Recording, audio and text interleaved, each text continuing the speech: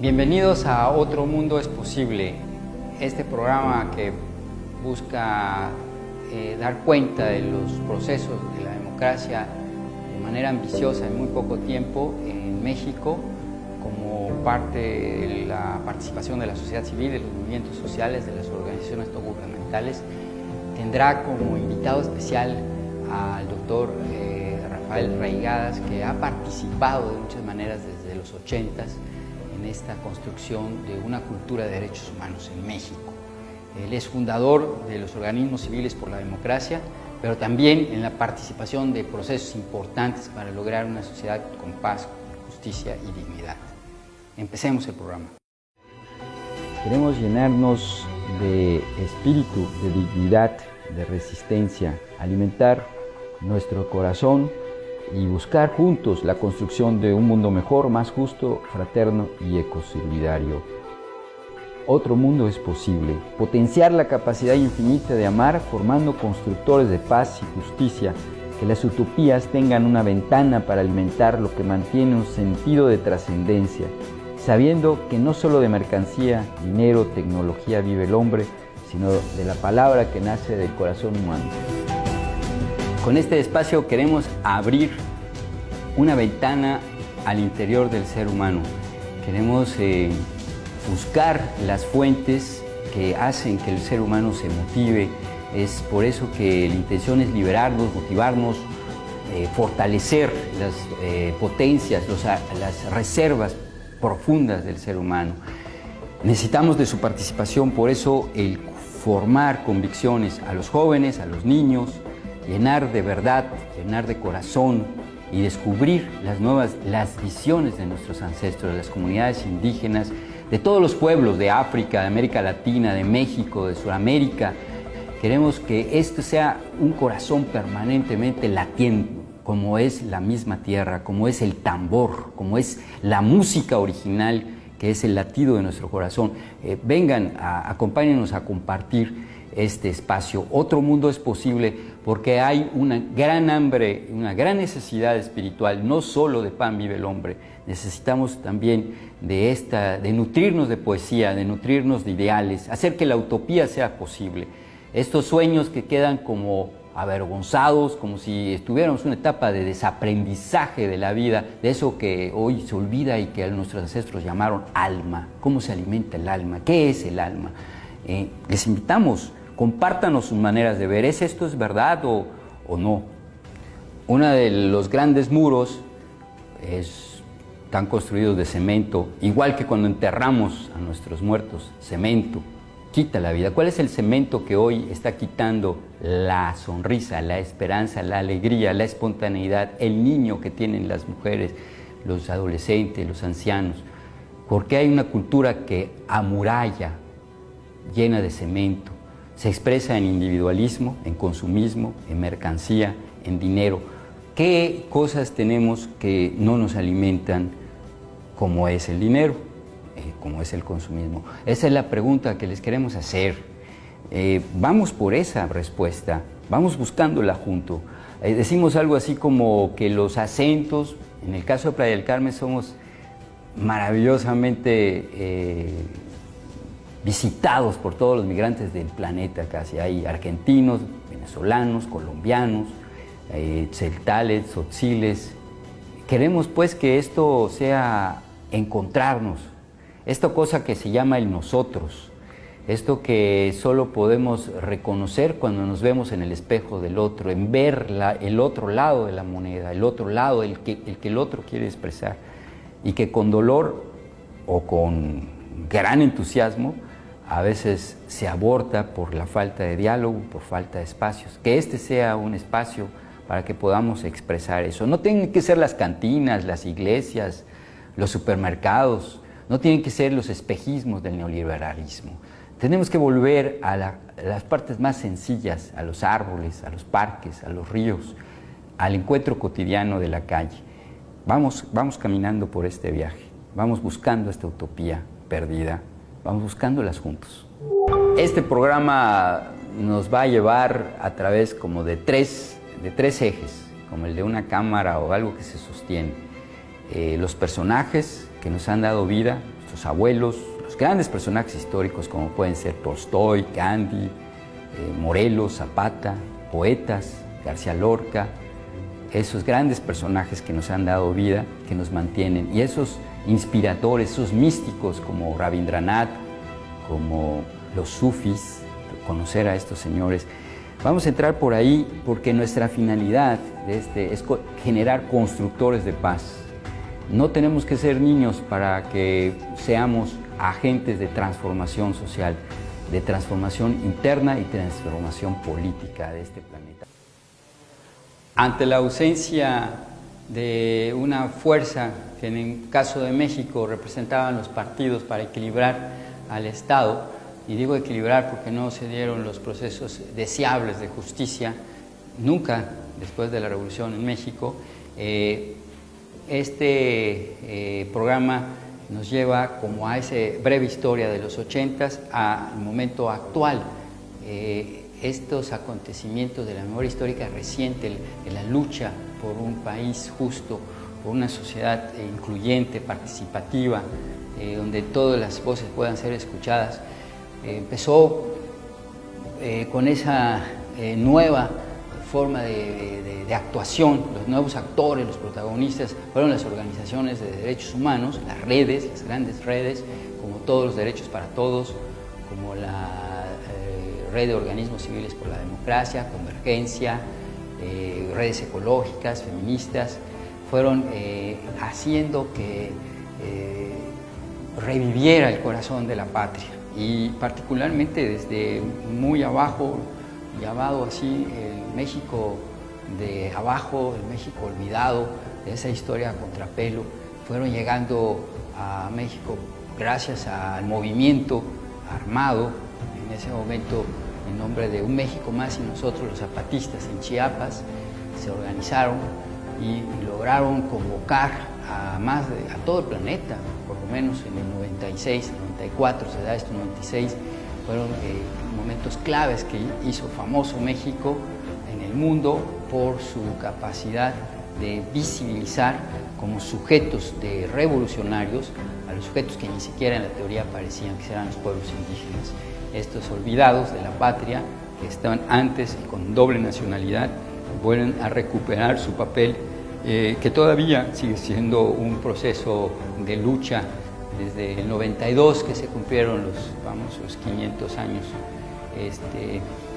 Va a darse un proceso de unidad, de vinculación, de denuncia, de rebeldía, pero también de propuesta, en esta lógica de decir, no se trata nomás de tomar el poder, y es por eso que los zapatistas vinculan a la sociedad civil como responsables de caminar no por la vía armada, sino por el camino de la paz o de la no violencia. Y es en el 94 mismo, en agosto del 94, en Aguascalientes, así llamado como símbolo de lo que Zapata también en la revolución de 1910 simbolizó como un lugar de encuentro, y ahí se entrega la bandera diciendo, muy bien, perdón por haber equivocado el camino, si no es por las armas, entonces muéstrenos ustedes que es posible llegar a un país donde se respeten los derechos humanos de los pueblos indígenas y podamos vivir con justicia. Si no es así, devuélvanos las armas. Y a 100 mexicanos, entre ellos estaba Rosario Ibarra de Piedra, que recibe la bandera. Esto quedó como un pendiente que no hemos olvidado, y empiezan un proceso de diálogo bajo una lógica de guerra de baja intensidad, que es el famoso manual que se hizo en Londres, se perfeccionó en Vietnam, luego en Centroamérica, y todavía más perverso para Chiapas. O sea, en nuestro caso México sigue siendo un lugar de guerra de baja intensidad, y más con los últimos gobiernos del PAN y desde el mismo Zedillo, que es cuando sucede el tema de Acteal. Entonces, yo estoy hablando de muchos genocidios que han acontecido en los recientes últimos 30 años, pero también de muchas organizaciones, muchas luces, muchas posibilidades, y de eso es lo que vamos a platicar con Rafael Reigadas, que ha sido uno de los actores fundamentales que siguen vivos, presentes y activos en esta lucha por la nueva sociedad en México. Soy Luceli, llevo 5 años viviendo acá. Soy maya, sé hablar maya. Bueno, Micabael, y Botoch, Torres de la Paz. A leer la naturaleza, por ejemplo, cuando hay mucho viento, cuando hay mucho sol.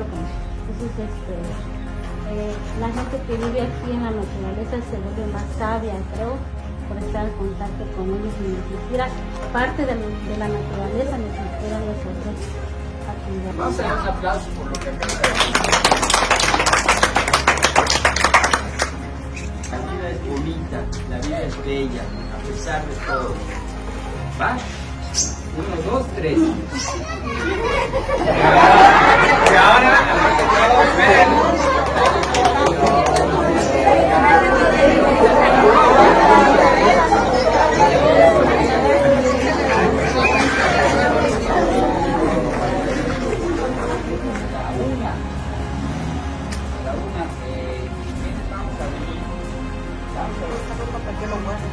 Mucha gente no sabe por qué lo voy para allá. Bueno, pues el próximo martes, ¿a qué horas? A la 1. Ya es hora de comida,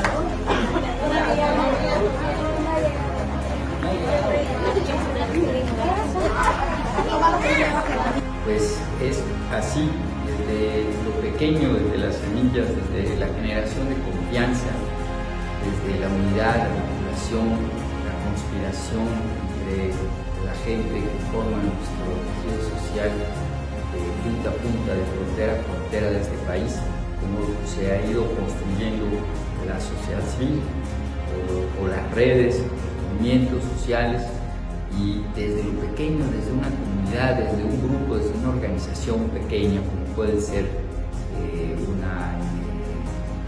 un grupo de compañeros, niños, familias que han tenido que recuperar un pedazo de tierra. Por las mujeres, por las niñas y niños, por los adultos mayores, por los hombres en esta comunidad de Chivir. Como ven, estamos aquí en este espacio. Este es nuestro refugio de día y noche. O un grupo de alcohólicos, de drogadictos, de niños, de migrantes que generan su propio espacio. Es como se van construyendo y reconstruyendo la sociedad. También se puede dar triunfos, como el caso de Bolivia o en el caso de otros países de Latinoamérica, o las grandes revoluciones que hemos tenido en el planeta.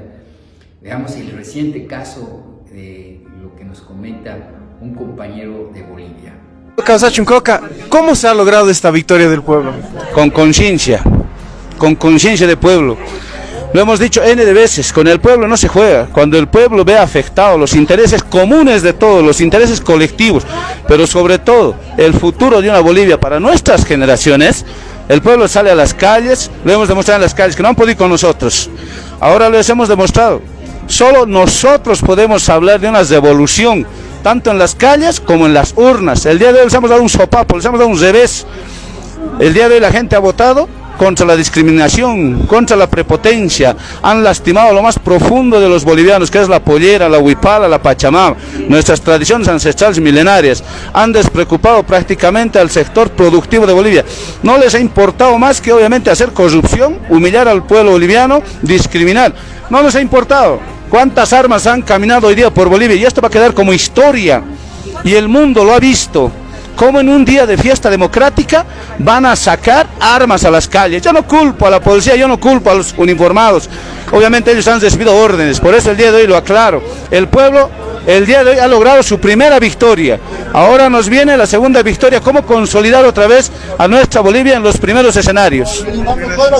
Hola Rafael. Estamos con el doctor Rafael Raigadas. ¿Cómo estás? Muy bien, con un gran gusto y gozo de regocijo de poder compartir contigo y tener la oportunidad. Estamos con el doctor Rafael Raigadas, constructor de varios espacios y redes sociales de convergencia de organismos civiles por la democracia y de una larga trayectoria en el trabajo por los derechos humanos y la justicia en México. Rafael, desde ahí, desde la Ciudad de México, ¿qué nos platicas respecto a esta lucha que llevas desde hace mucho tiempo ¿Cuáles fueron las causas que provocaron que surgieran desde los 80s convergencia de organismos civiles por la democracia y otras redes en defensa de los derechos humanos? Mira, yo creo que eran ya para entonces más de 60 años de un gobierno cada vez más autoritario, cada vez más forzado para no respetar las causas ciudadanas, con cada vez menos sociedad civil reconocida, cada vez más sociedad civil controlada a través de las centrales sindicales, del voto presionado. Sin embargo, aunque esta realidad de supeditación, de vasallaje existía desde los años 40, ¿por qué en los 80s hay un cambio? Yo creo que en primer lugar por el movimiento estudiantil popular de 1968, que puso un ya basta a la lógica del poder y abrió a la sociedad mexicana a otros horizontes posibles, tanto a nivel estudiantil como a nivel social, como a nivel indígena, como a nivel del movimiento de mujeres, de los derechos humanos, aunque acabó reprimido. Pero el gobierno del PRI mantenía el control hasta el año 85 a través del sistema corporativo y clientelar, pero cada vez con más represión, con menos consenso. ¿Qué pasó en el 85? Vino el terremoto en la Ciudad de México y frente al terremoto se aplicó la política del plan DN3 del Ejército y la Marina, que sirvió para poco porque no podían rescatar a los muertos, rescatar a los vivos de los derrumbes de la Ciudad de México, y la ciudadanía, los grupos de jóvenes, los estudiantes, los vecinos, toman la escena muy linda de esa época en que están unos militares resguardando unos edificios y llega una viejita y le dice al militar: señor, tengo que pasar para ver si está vivo mi nieto. Señora, no se puede porque es peligroso. Le toma con las manos el fusil, lo baja: mira, mijito, déjanos pasar, vamos a buscar a nuestros nietos y a nuestros hijos, y se meten las mujeres. Así hubo cientos de grupos que se autogestionaron en el 85 para reconstruir la ciudad. Tomaron en sus manos literalmente la ciudad, se autogestionaron, y surgieron muchas organizaciones ciudadanas para la reconstrucción independientes del gobierno, que consiguieron recursos de apoyo internacional que no pasaron ya por el gobierno federal porque los otros países no tenían confianza en que el dinero llegara a la reconstrucción. Entonces, en ese contexto, en el año 88 pasa otro acontecimiento muy importante, que es la unidad de movimientos de izquierda de base con dirigentes políticos.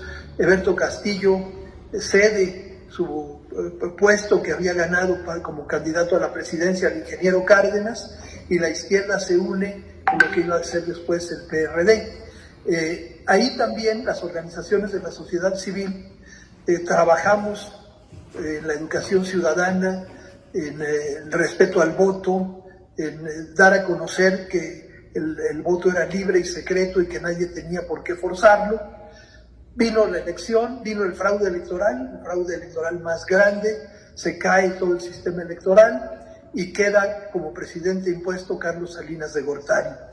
Carlos Salinas de Gortari sabía que las organizaciones de la sociedad civil habían sido críticas al proceso, y en su primer año de gobierno hace una miscelánea fiscal, un conjunto de leyes en donde quiere desaparecer el carácter de las organizaciones civiles como autónomas y las lleva a causar impuestos sobre la renta y las quiere supeditar. Claramente ahora lo podemos ver, en venganza por haber participado las organizaciones en la formación ciudadana y en las protestas frente al fraude electoral. Entonces, esa miscelánea fiscal de 1989 desconocía el carácter no lucrativo, el carácter de ciudadano de las organizaciones de la sociedad civil de derechos humanos, de cuidado del medio ambiente, de el respeto de los derechos de las mujeres, de proyectos productivos basados en una lógica de sustentabilidad y no de contaminación del medio ambiente, de proyectos con barrios populares de vivienda, de proyectos con mujeres, con trabajadoras de la maquiladora, proyectos también de productivos de café orgánico, un montón de proyectos que podríamos clasificar en 3 campos: los derechos humanos, la democracia participativa y alternativas sustentables al medio ambiente y al desarrollo.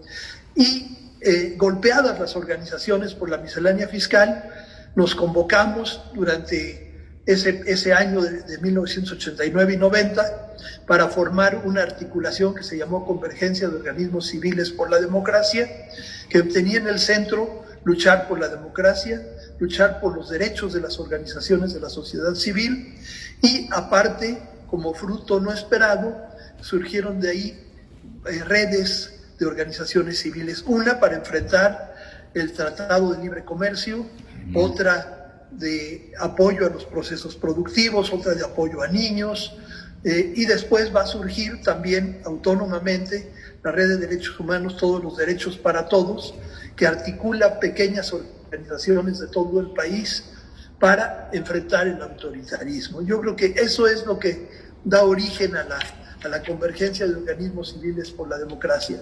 La memoria de la lucha ciudadana del 85 y de la represión, la lucha de 1988 por una ciudad reconstruida por la ciudadanía y sobre todo la forma autoritaria que empleó Salinas de Gortari para castigar a las organizaciones que habían sido autónomas en el proceso electoral.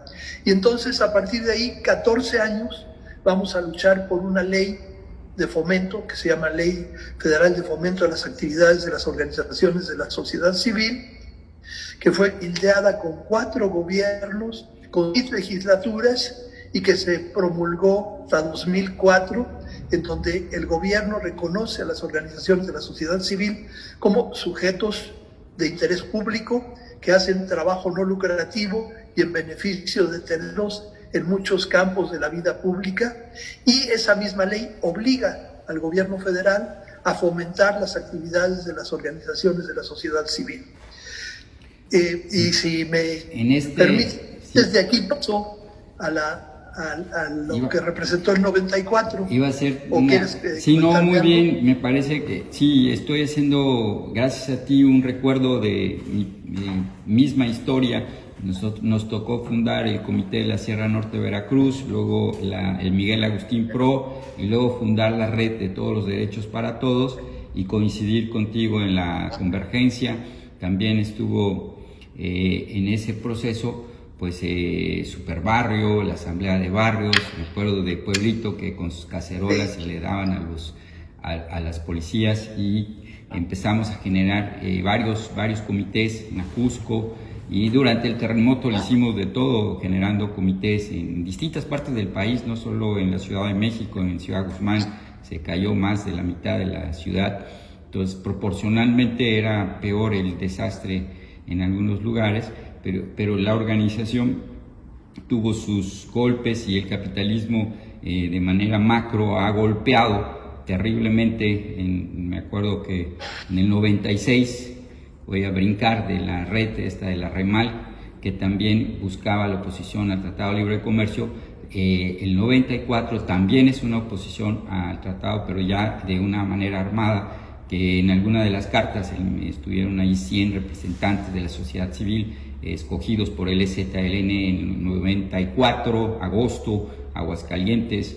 Dice, bueno, poquito después les entregó las armas, ahí estaba Rosario Ibarra recibiendo la bandera, y les dice, bueno, muéstrenos de verdad que la sociedad civil es capaz de pasar a un país con justicia y dignidad, una paz sin las armas, si no, devuélvanosla. Han pasado como que son ya 26 años, todavía 26 años. No hemos podido probar que el paso a un país con justicia y dignidad, con paz, sino al contrario, parece que nos venció la híbrida, el tremendo perversión y crueldad del capitalismo, porque es un país con más muertos, más feminicidios, más pobreza, no por eso menos luces. Hay también espacios organizativos y triunfos, como es casi increíble que después de tanta especialización en la corrupción y del fraude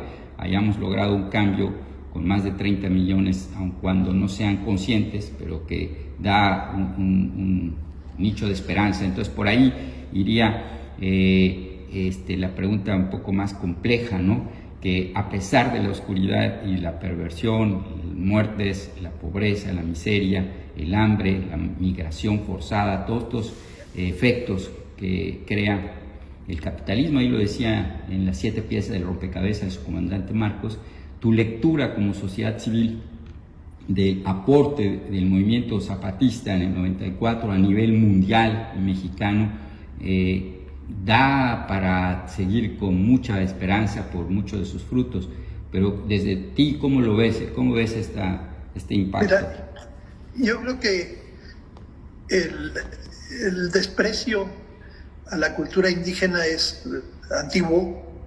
De la conquista para acá desaparecieron el 80% de los pueblos indios. Los que resistieron porque se fueron a las selvas, a lugares inhóspitos, a lugares donde los españoles tenían miedo de llegar porque les daba paludismo, les daban algunos otros problemas con las víboras o las arañas, pero sobrevivió poca población indígena. Y el gobierno de la independencia y el gobierno de la revolución no incluyeron a los pueblos indios dentro de su diseño de país.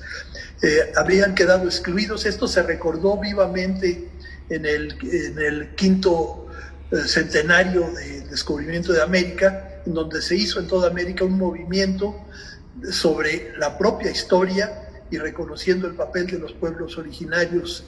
En el 94 ya Salinas de Gortari había modificado la Constitución, había prácticamente desaparecido la propiedad colectiva y había mercancía. Había golpeado fuertemente a los pueblos indios y a las comunidades campesinas, y el Tratado de Libre Comercio, negociado en lo oscurito y que no se hizo público más que hasta que las organizaciones civiles lo llevaron a los diputados y senadores, ponía al país en una crisis muy fuerte. No es casualidad que el 1 de enero de 1994, cuando entraba en vigor el Tratado de Libre Comercio, se levantan en armas los zapatistas con un movimiento sobre todo simbólico, porque no tenían grandes armas, pero sí tenían una gran organización, diciendo: existimos, aquí estamos, somos herederos del pasado y somos promotores de un futuro más incluyente, de un futuro para todos. Y esto golpea muy fuerte en todo el mundo. Es decir, ahí hay una resonancia en todos los frentes en contra del neoliberalismo, que resuena con el zapatismo y es acogido y visto de muy buena manera en los países de América Latina, de Europa, y particularmente entre las organizaciones de la sociedad civil. Conectando con la primera pregunta, no fue casualidad que el Ejército Zapatista de Liberación Nacional invitara a la convergencia de organismos civiles por la democracia a convocar a las organizaciones de la sociedad civil para ir a facilitar y poner condiciones para que fuera posible el diálogo entre el gobierno y el EZLN. Y ahí estuvimos un mes, más de 630 personas de 150 organizaciones de todos los estados del país, dando solidaridad, haciendo el cinturón de paz, poniendo el cuerpo en medio de la Cruz Roja y del Ejército, y se hizo posible el diálogo. Y el diálogo paró la guerra y se creó una comisión de seguimiento para los acuerdos de paz.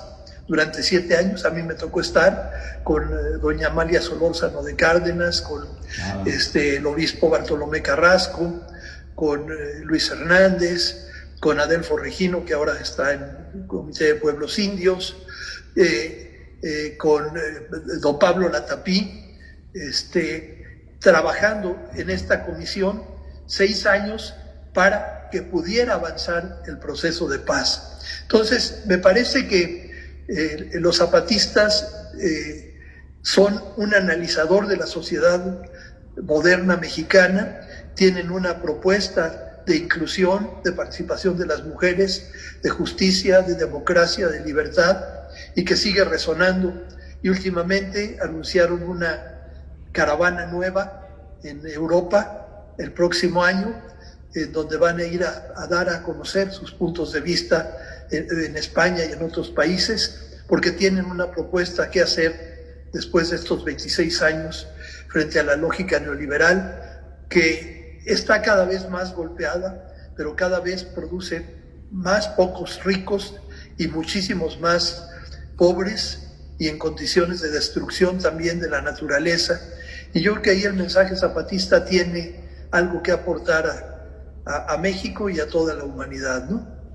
Sí, me da mucho gusto escuchar esto, porque como pasa en el espíritu, cuando la memoria, todo está en la memoria, los genocidios, Acteal, pero también está la esperanza de nuestros ancestros, de sus formas sabias de vida, como la tienen los pueblos tojolabales, Soque, Manquiche, Capobal, estar viviendo ahí, compartiendo. Ya le pregunté también al SUB si esta lucha indígena, y me corrigió, no, indígenas también hay perversos, esta es una lucha de todos los que tengan un corazón con justicia.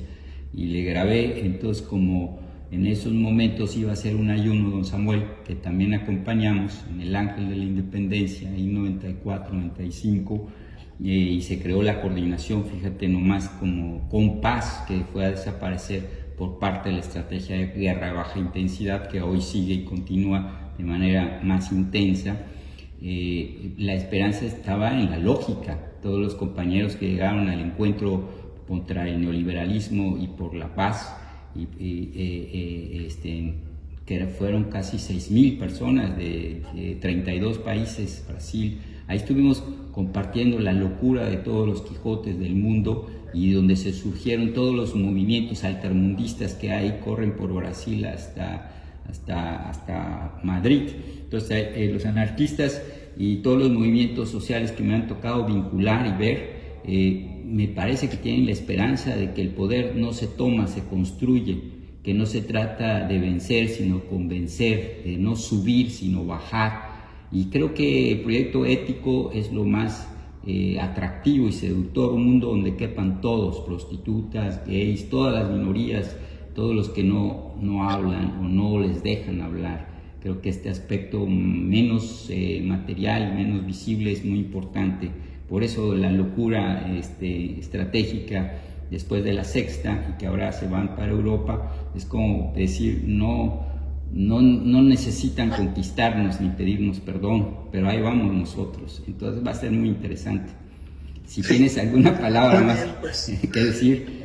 Un gusto estar contigo, César, y esperemos encontrarnos en otra ocasión y que avance muy bien el programa con este nuevo formato. Muchas felicidades. No, gracias a ti, que otro mundo y otro México sea posible con personas como tú. Gracias, Rafael. En eso estamos. Hasta luego. Hasta luego. Hay muchos signos de esperanza cuando la gente tiene sueños, tiene utopía.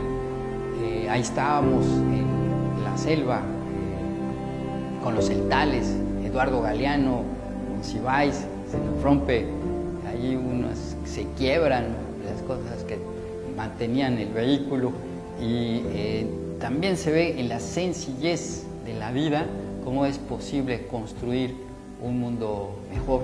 Y me refiero a este sueño que los zapatistas lograron convocar, como pocas revoluciones en la historia de América Latina, convocar a hacer un mundo distinto, un mundo donde quepan muchos mundos. En ese sentido es que podemos decir que quedó claro, que marcó en la teoría y en la inspiración de los idealistas y de los dirigentes que buscan y reaccionan, los místicos.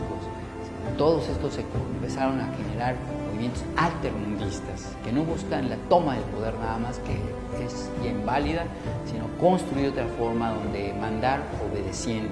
convencer, no vencer, proponer, no imponer, dialogar, escuchar, bajar, no subir, son las lógicas que darán cimientos a una nueva sociedad, porque esta vez no se trata de cambiar un presidente, decían los chilenos, se trata de hacer un país bien diferente.